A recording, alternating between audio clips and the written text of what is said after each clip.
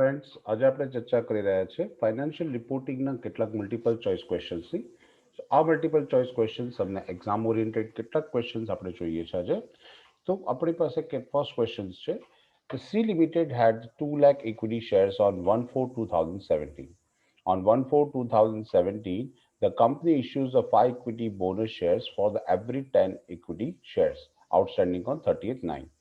The net profit of the 17-18 was 50 lakhs and the net profit of 16-17 was 35 lakhs. Calculate the EPS of the 2017-18 and restated the EPS of 16-17. So અહીંયા આગળ આપણે વાત કરીએ છીએ તો રીસ્ટેશન જ્યારે પણ કરવાનું હોય તો આફ્ટર બોનસ ઇસ્યુ તમારે રીસ્ટેટેડ કરવાના હોય છે. તો ફર્સ્ટ ઓફ ઓલ આપણે ફોર ધ 2017-18ની કેલ્ક્યુલેશન કરીએ. 2017-18ની અંદર આપણી પાસે 2 લાખ શેર્સ હતા અને કંપનીએ 5 બોનસ શેર્સ ડિક્લેર કર્યા છે ફોર એવરી 10 શેર્સ. સો એનો મતલબ હાફ શેર્સ તમને કંપની આપશે. સો 2 લાખના હાફ એટલે 1 લાખ શેર્સ થશે. So 1 lakh your outstanding shares and total outstanding shares are 3 lakhs. તો આપણી પાસે એમ કહી શકાય કે ઇન 2017-18 50 lakhsનો પ્રોફિટ આપ્યો છે.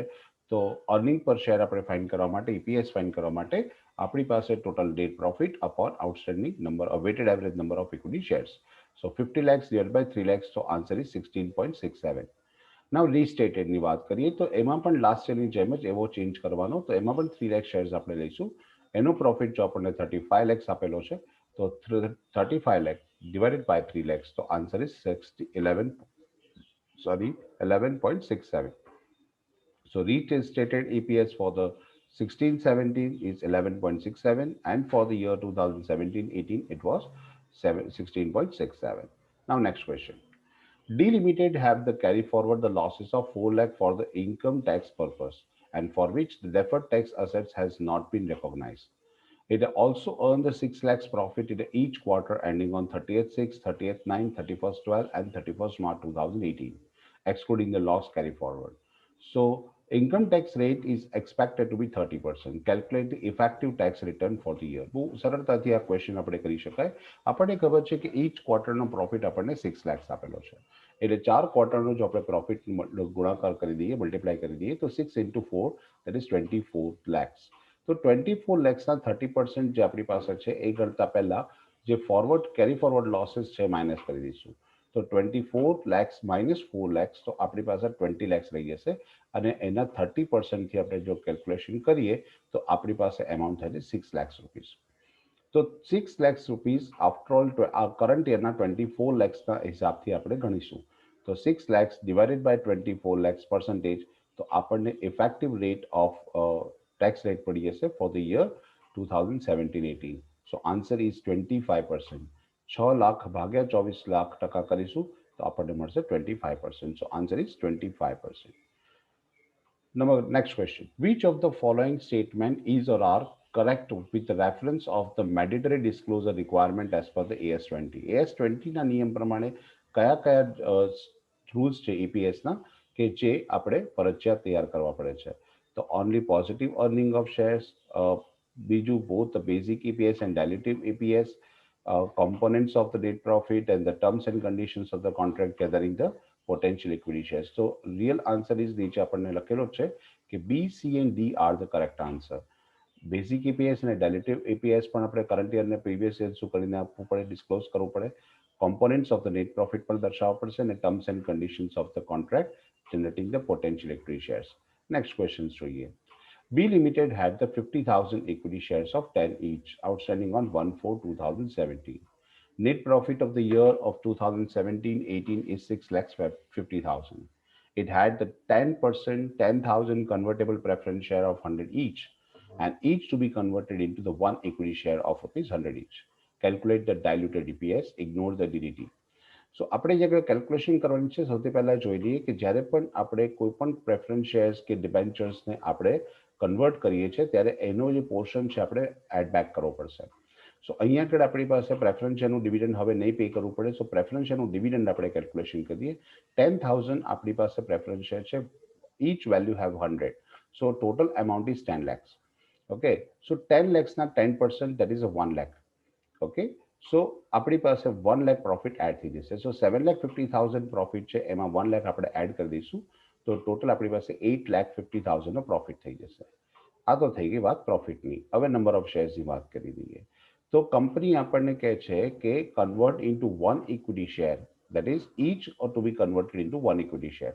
એટલે 10,000 પ્રેફરન્સ શેર્સ હતા, એની સામે આપણને એકની સામે એક ઇક્વિટી શેર્સ આપશે. એનો મતલબ આપણી પાસે બીજા 10,000 ઇક્વિટી શેર્સ થશે. So 50,000 equity share we already have. Okay, બીજા additional 10,000, so 60,000. So 8,50,000 profit divided by 60,000. So answer will be 14.17. Okay, so answer તમને મળી જશે. Now next question. A Limited had the 2 lakh outstanding equity shares of 10 each, and each on 1 4 2017. Net profit for the year 17-18 was 30 lakhs. A Limited had the 8% 40,000 convertible debenture of 100 each, and each to be converted into 4 equity shares of 10 each. Tax rate is 30%. Preference share અને ડિબેન્ચર્સના કરેક્શનની અંદર થોડોક ફરક છે કે જ્યારે ડિબેન્ચરની calculation કરો છો તો જે ડિવિડન્ડ આપણે માઇનસ કરીશું, સોરી એડબેક કરીશું, એની અંદરથી આપણે એનો ટેક્સ રેટ માઇનસ કરી લઈશું. સો સૌથી પહેલાં તો આપણે 40,000 ઇન્ટુ 100 એટલે 40 lakhs રૂપીસ થાય, અને 40 lakhsના 8% એટલે 8 4 32, 3,20,000 તમારી પાસે ટોટલ આપણી પાસે કેટલું થશે, ડિવિડન્ડ થશે, સોરી ડિબેન્ચરનું ઇન્ટરેસ્ટ થશે. તો એ જે આપણી પાસે 3,20,000 થશે એમાંથી એના 30% માઇનસ કરી લેવાના, એટલે એપ્રોક્સ 2,24,000, સોરી આપણી પાસે જે વધશે એ 12,24,000 વધશે. તો 2,24,000, સોરી નોટ 12,24,000. તો 3,20,000ના 30% માઇનસ કરીશું એટલે આપણે 70% જોઈશે, એટલે 2,24,000.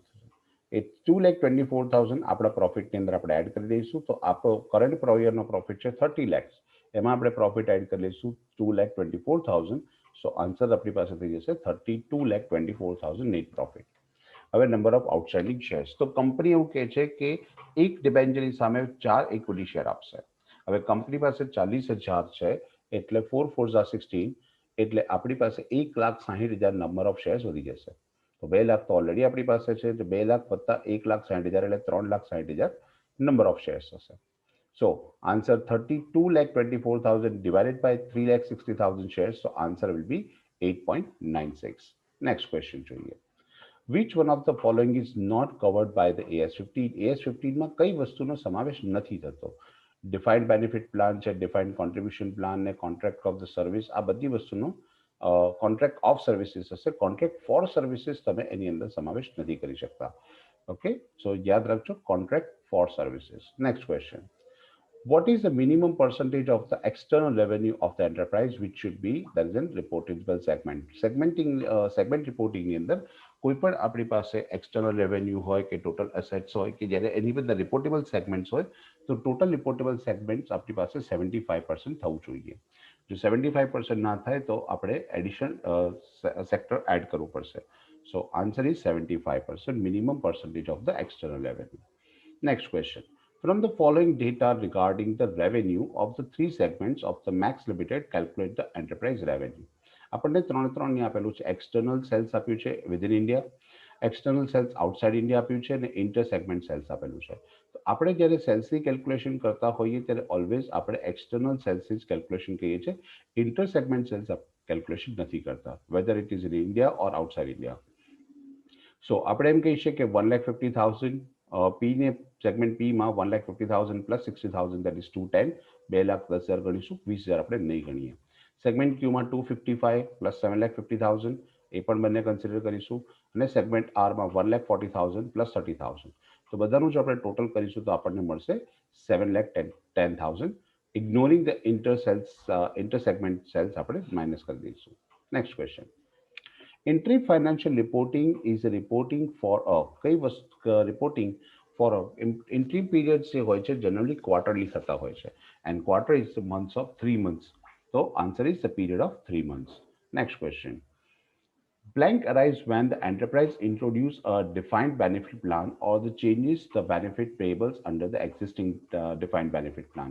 તો કઈ વસ્તુ છે કે when the enterprise introduce a defined benefit plan, defined benefit plan જ્યારે ઇન્ટ્રોડ્યુસ થાય છે અથવા તો એમાં જો કોઈ ચેન્જીસ થાય છે તો પાસ સર્વિસ કોસ્ટના આધાર પર ડિસાઇડ કરવામાં આવે છે. So answer is D, the past service cost. Next question જોઈએ. Which are the reportable segment based on the segment results given as under. Segment આપેલા છે T, segment U, segment V, W અને X. આની અંદરથી આપણે profitable segments લઈ લઈએ તો આપણી પાસે ટી, વી અને એક્સ ત્રણ આપણને આપેલા છે.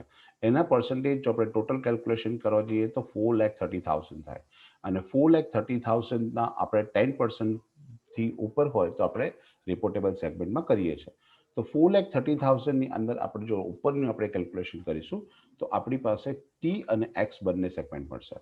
જ્યારે લોસ સેગમેન્ટની વાત કરીએ તો આપણી પાસે 5,40,000 એટલે 5,40,000 છે. તો એની અંદર આપણી પાસે જે મોર દેન 10% આપણે કોન્ટ્રીબ્યુટ કરતું હશે તો ઓફકોર્સ 50,000થી વધારે થશે. તો આપણે એની અંદર યુ સેગમેન્ટ કરીશું, એટલે પ્રોફિટ સેગમેન્ટ અને લોસ સેગમેન્ટ બંનેમાં અલગ અલગ આપણે કેલ્ક્યુલેશન કરીશું અને બંનેના 10% એન્ડ મોર વાળા સેક્ટર્સ આપણે રિપોર્ટ કરી દઈશું. Next question. Increase in the present value of the defined benefit obligation resulting from the employee's service in the current period is known as. So current present value જ્યારે છે defined benefit પ્લાનમાં increase થતી હોય છે તો એને કારણે present service cost increase થઈ જાય છે. તો employee service cost known as current service કોસ્ટના નામથી આપણે એને ઓળખીશું. Next question. F Limited has a net income of 2,65,000 for the quarter ended on 30th 9. After considering the 60,000 extraordinary losses incurred on 24/2017, which was allocated equally to the each quarter for the financial 17-18. As per the AS25 interim financial reporting ની અંદર loss આવી છે, extraordinary losses particular સેગમેન્ટમાં દર્શાવવામાં આવે છે, particular interim પીરિયડ્સમાં દર્શાવવામાં આવે છે. સો આપણે એને એડ બેક કરવું પડશે. And financial year ascertain the profit of the second quarter. તો સેકન્ડ ક્વાર્ટરનું ઓલરેડી 2,65,000 આપેલું છે. હવે 60,000 તમારો જે એક્સ્ટ્રાઓર્ડિનરી લોસ છે તમે 4 ક્વાર્ટરમાં ડિવાઈડ કરી દીધો હશે.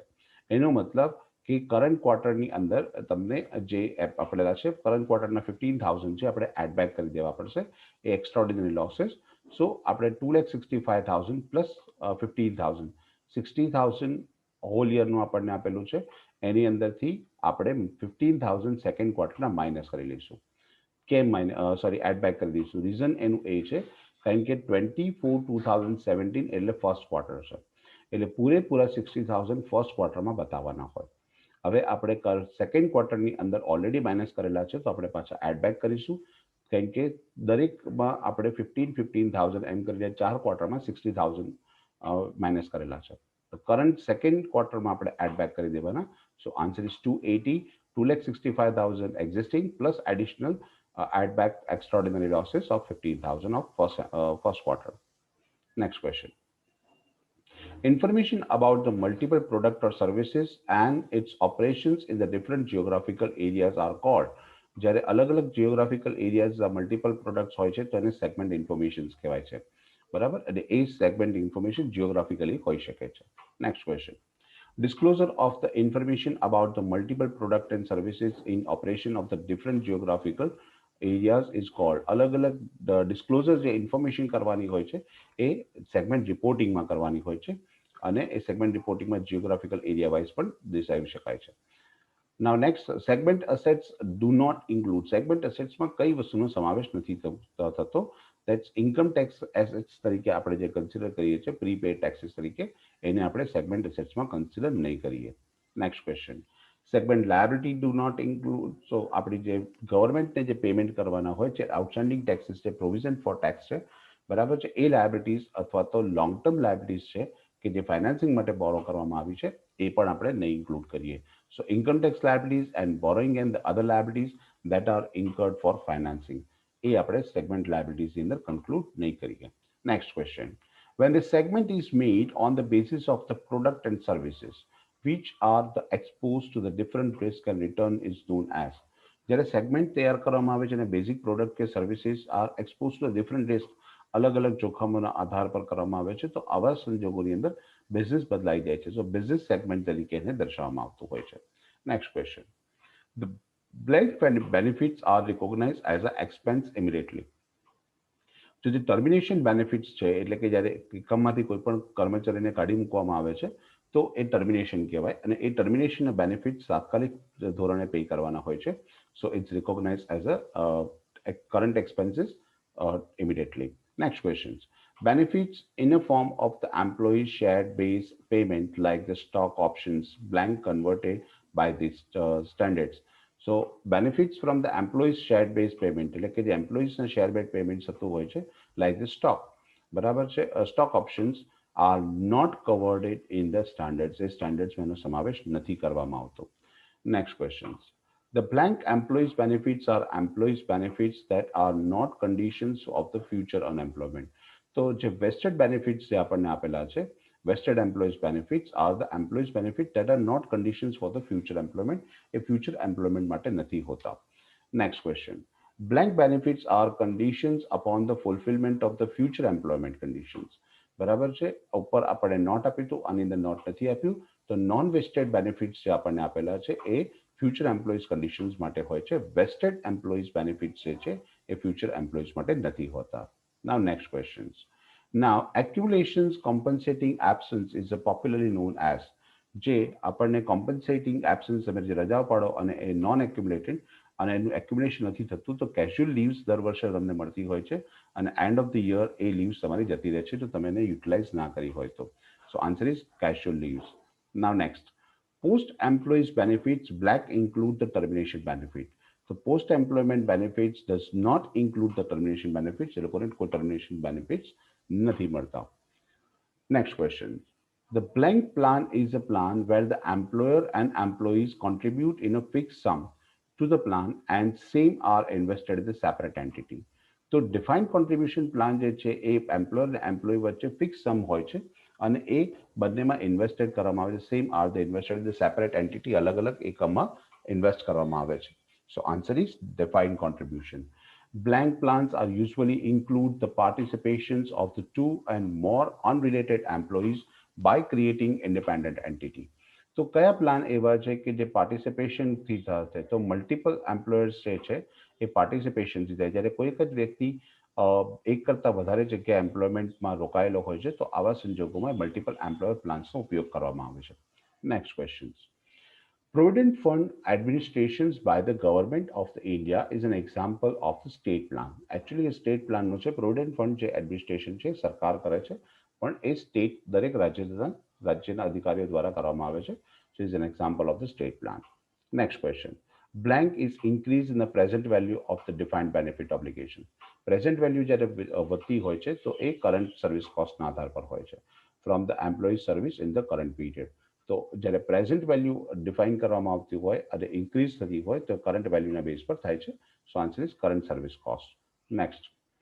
To determine the present value of these defined benefits obligations and the related the current service cost and where applicable the past service cost and enterprise should be used. તો જ્યારે company પાસે આવી situation હોય છે કે defined present value of the defined benefits obligations હોય and related to current service cost હોય અને પ્રવર્તમાન દર પર ચાલતું હોય and where applicable the past service cost જ્યારે પાસ સર્વિસ કોસ્ટમાં આપણે એપ્લાય કરીએ તો એને પ્રોજેક્ટેડ યુનિટ ક્રેડિટ મેથડ કહેવામાં આવે છે. કરંટ વેલ્યુઝને પાસ સર્વિસ કોસ્ટના બેઝ પર આપણે જ્યારે કેલ્ક્યુલેશન થાય તો એને પ્રોજેક્ટેડ મેથડ કહેવાય છે. So full name is the projected unit credit method PUCM. Now next. Blank are the enterprise bus the estimate of the variables that will be determine the ultimate cost of the providing the past employment benefits. તો કઈ વસ્તુ છે that's variable with the determine the ultimate cost the ultimate cost હોય post employment બેનિફિટ્સની અંદર આપણે એકમ આપતી હોય છે એ actual assumptionsના બેઝ પર તૈયાર કરવામાં આવે છે. So answer is actual assumptions. Next question. The discount rate should be determined by the reference to the market yield at the balance sheet date. The balance sheet date ના આધાર પર જે discount rate decide થાય છે તો એ government બોન્ડ્સના discount rate પર depend કરતું હોય છે. So answer is government bond. Blank measurements are to be the change in the liability resulting from the amendment. તો એમેન્ડમેન્ટમાં લખેલું છે કઈ વસ્તુ છે કે જે ચેન્જીસ ઇન ધ લાયબિલિટી આપણી લાયબિલિટીમાં સુધારા કરે છે તો પોસ્ટ સર્વિસ કોસ્ટ જે છે એ post service cost after retirement હોય છે તો એનામાં ચેન્જીસ થતા હોય છે જેને કારણે લાયબિલિટીઝ બદલાતી હોય છે. Next question. The difference between the expected return on the plan assets and the actual return of the plan assets is actual expected return ને એકચ્યુઅલ જે રિટર્ન છે બંને વચ્ચે જે કંઈ ડિફરન્સ આવે છે એને એકચ્યુઅલ ગેઇન ઓર અથવા તો એકચ્યુઅલ લોસના નામથી ઓળખવામાં આવે છે. So answer is actual gain or loss. As per AS15 applies for the accounting for all the employees benefit except કયા એમ્પ્લોઈઝ ને નથી મળતું, તો એમ્પ્લોય સ્ટોક ઓપ્શન્સ જેને પ્રિફર કરેલું છે એવા એમ્પ્લોઈઝ નથી મળતું, બાકી બધાને મળતું હોય છે AS15. Next question. Blank arise when an enterprise introduce a defined benefit plan. જ્યારે પણ એકમ defined benefit plan introduce કરે છે or the changes in the defined payable under the existing defined benefit plan. તો અત્યારે કઈ વસ્તુ એટલે કે કયા આધાર પર એ લોકો જે ડિફાઇન્ડ બેનિફિટ પ્લાનમાં એક્ઝિસ્ટિંગમાં ચેન્જ કરતા હોય છે અથવા તો નવા ચેન્જીસ એપ્લાય કરતા હોય છે, તો એ પાસ સર્વિસ કોસ્ટની અંદર જ આપણને આપતા હોય છે or post service cost you can say. Next, the numerator of under the BEPS and the basic EPS and diluted EPS and their reconciliation with the કયા આધાર પર કરવામાં આવે છે, તો ન્યુમિનેટર જે છે એ રિપોર્ટેડ ફિગર્સના આધારે હોય છે, જનરલી રિપોર્ટેબલ પ્રોફિટ હોય છે. Next question. How much type of the employees benefit separated get under the AS15? That is the four types of the separated benefits plan જે લોકોને મળતા હોય છે. So answer is four types. Blank may be discretionary contractual based on the historical percentage, precedence of the fulfillment of the statutory obligation. તો લખ્યું છે discretionary contractual based on the historical percentage, જ્યારે કંપનીના પાછલા વર્ષોનું જે પરફોર્મન્સ હોય એના આધાર પર જનરલી કંપની બોનસ આપતી હોય છે. તો bonus may be discretionary contractual based on the historical preceding for the fulfillment of the statutory obligation. Now next, when does the payment under the profit sharing and the bonus plan achieved or the call the long-term employees benefit? જ્યારે long-term employees benefits હોય તો more than 12 months હશે અને short-term employees benefit આપણને ખબર છે કે less than 12 months હશે. So which act of next one, the which act of the employees provident fund, તો employees which act is amendment એટલે કે ક્યારથી આ provident fund act આવ્યો છે, તો એ 1952 થી provident fund act amendment થયો છે, એટલે કે આપણે એને અસ્તિત્વમાં લાવ્યા છે. Company has always been managed with the principle of, તો કંપની હંમેશા કેવી રીતે મેનેજ કરતું હોય છે, that good corporate governance ના નામથી જે ફેમસ છે, બરાબર છે, ગુડ કોર્પોરેટ ગવર્નન્સની મેથડથી એ લોકો હંમેશા મેનેજ કરતા હોય છે. Which reporting is a reporting for the period less than a year, generally for the period of 3 months. તો સામાન્ય રીતે interim reporting હોય છે એ every quarter એટલે કે every 3 months આપણે રિપોર્ટ કરતા હોય છે. Answer is interim. Next question. Which sections affect the changes in the foreign exchange rate? તો ફોરેન એક્સચેન્જ રેટ્સમાં જે ચેન્જીસ થતા હોય છે AS11 ના આધાર પર થતા હોય છે. તો સેક્શન આપણે દર્શાવી શકીએ accounting સ્ટેન્ડર્ડ્સ 11. Next question. In which clause of the listing agreement with the stock exchange it's obligatory for all the listing companies to submit their unaudited interim financial results to the concerned stock exchange? તો જે કયા કારણો છે કે listing એગ્રીમેન્ટ્સની અંદર જે આપણને આપી છે, વિચ ક્લોઝમાં આપણને ઉલ્લેખ કરેલું છે કે ફરજિયાત છે કે જે લિસ્ટેડ કંપની છે એ લોકોના અનઓડિટેડ ફાઇનાન્શિયલ ઇન્ટ્રીમ ફાઇનાન્શિયલ રિઝલ્ટ જે છે એની સાથે સંકળાયેલા હોય છે. તો ક્લોઝ 41ની અંદર આપણને એ વસ્તુ ઇન્ક્લુડ કરેલી છે કે લિસ્ટિંગ એગ્રીમેન્ટ છે સ્ટોક એક્સચેન્જમાં ફરજિયાત દર્શાવવા પડે જે લિસ્ટિંગ કંપની છે એને. Next question. In AS20, which type of shares have the effect of the increasing the number of shares without generating a new earnings? નવી અર્નિંગ્સ ઊભી થયા વગર પણ જો કંપની પોતાના number of shares bonus shares દ્વારા ઊભા કરી શકે છે. So as per AS20 bonus shares is the answer. Gratuity and pensions are the examples of, તે બંને હંમેશા રિટાયરમેન્ટ પછી પે કરવામાં આવે છે અને પોસ્ટ એમ્પ્લોયમેન્ટ બેનિફિટ તરીકે ઓળખવામાં આવે છે. તો આટલા MCQsની આપણે ચર્ચા કરી. તમારી કમેન્ટ્સ આના વિશે જણાવશો અને ચેનલને સબસ્ક્રાઇબ કરી શકો છો, જેનાથી તમને વધારે સારા ભવિષ્યમાં વિડીયો મળતા રહે. All the best for your exams. Have a nice day.